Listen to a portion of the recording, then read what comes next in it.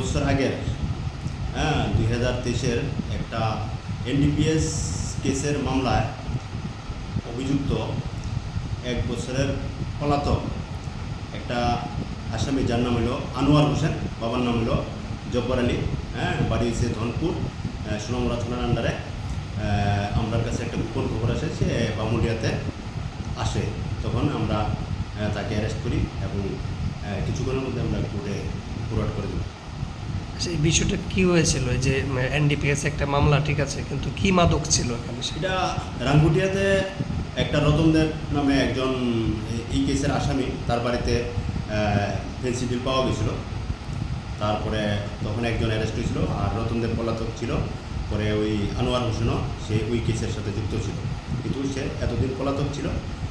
খবর পাওয়ার পর আমরা গতকাল তাকে বামুনটা থেকে অ্যারেস্ট করে নিয়ে আসি এবং কোর্টে ফরওয়ার্ড করে দিচ্ছি।